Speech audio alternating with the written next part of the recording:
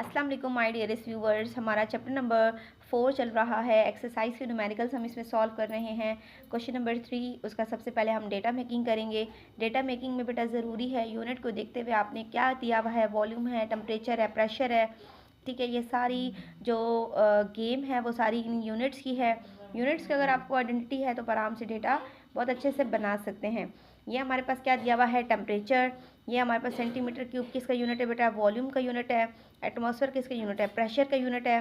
Calculate क्या करना है, प्रेशर यानी कि एक प्रेशर हमें दिया हुआ है, दूसरा प्रेशर हमें कैलकुलेट करना है, ठीक है। अगेन एक वॉल्यूम दिया हुआ है तो दूसरा वॉल्यूम भी हमें दिया हुआ है।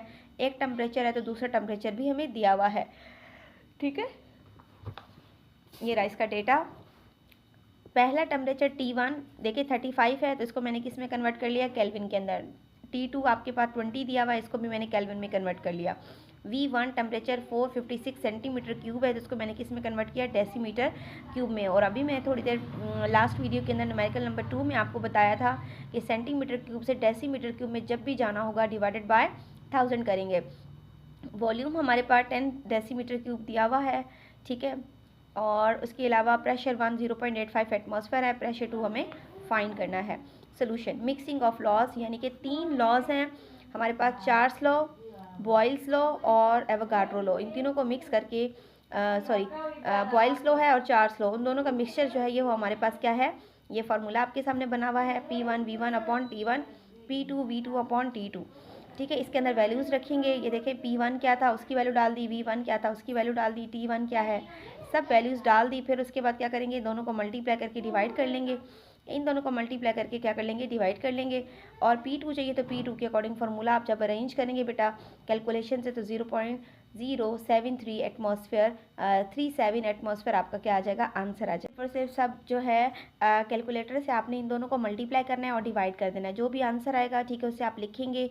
फिर उसके बाद 10 को आपने 293 के साथ वो किया, ठीक है। और आपने P के अकॉर्डिंग पूरी इक्वेशन मैनिपुलेट करके आप क्या कर सकेंगे, ये वाला आंसर फाइंड करेंगे, ठीक है।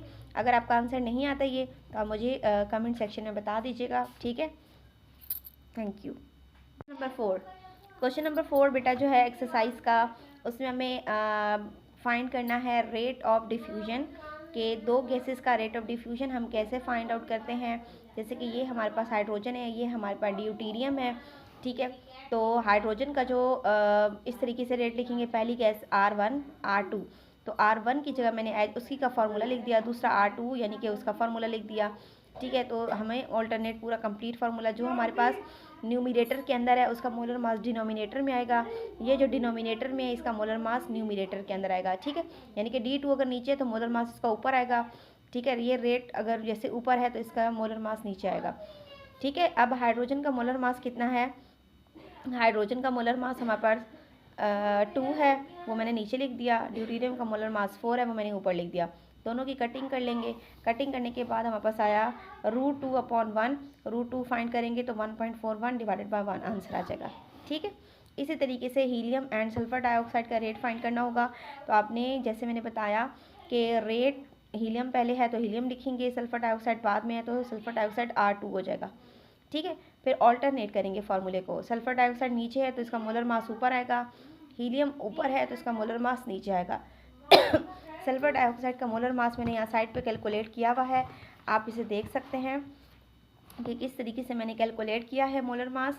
और उसके अलावा हीलियम का जो एटॉमिक मास है वो है 4, क्योंकि सिंगल एलिमेंट है हमारे पास, यूनिमॉलिक्यूलर है ये।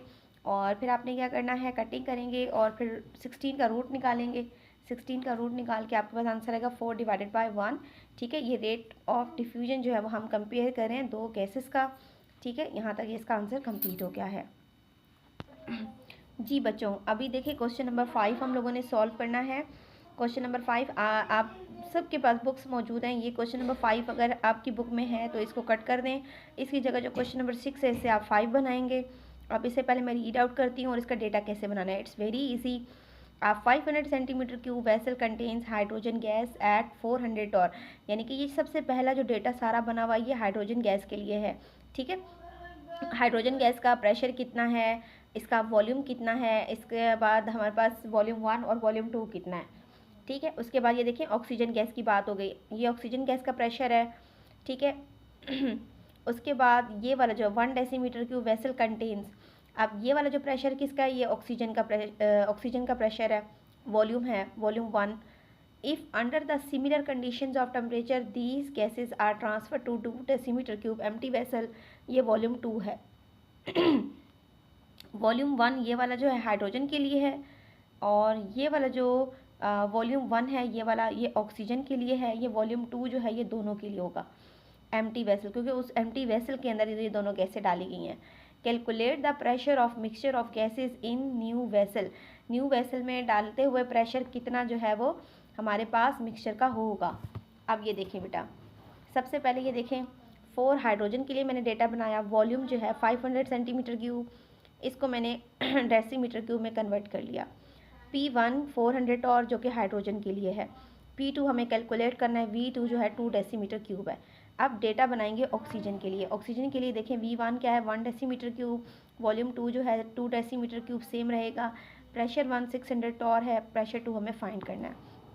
सोल्यूशन, सबसे पहले हम हाइड्रोजन का डेटा जब अलग है तो उसकी सोल्यूशन अलग करेंगे by applying general gas equation P1 V1 is equal to P2 V2। ठीक है, जनरल गैस इक्वेशन नहीं, by applying Boyle's law, by applying ये बॉयल्स लॉ होगा। ठीक है बेटा, ये जनरल गैस इक्वेशन नहीं है, ये बॉयल्स लॉ आपने लगाया, इसके अकॉर्डिंग आपने P2 के अकॉर्डिंग फार्मूले को मैनिपुलेट किया है, और P1 V1 अपॉन V2 आपने इसमें वैल्यूज़ डाली और डिवाइड करके इसका प्रेशर कैलकुलेट कर लिया।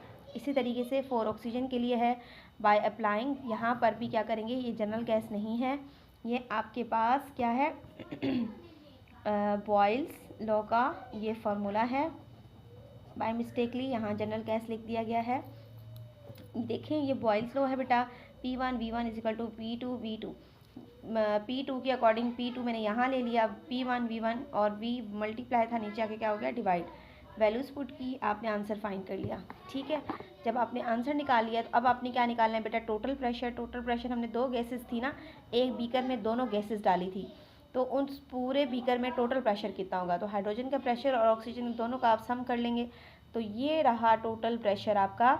ठीक है, इसके न्यूमेरिकल के अंदर आपने बॉयल्स लॉ के अकॉर्डिंग हाइड्रोजन और ऑक्सीजन दोनों का प्रेशर कैलकुलेट करना है, फिर दोनों को आप लोगों ने लास्ट में क्या कर लेना है, ऐड कर लेना है।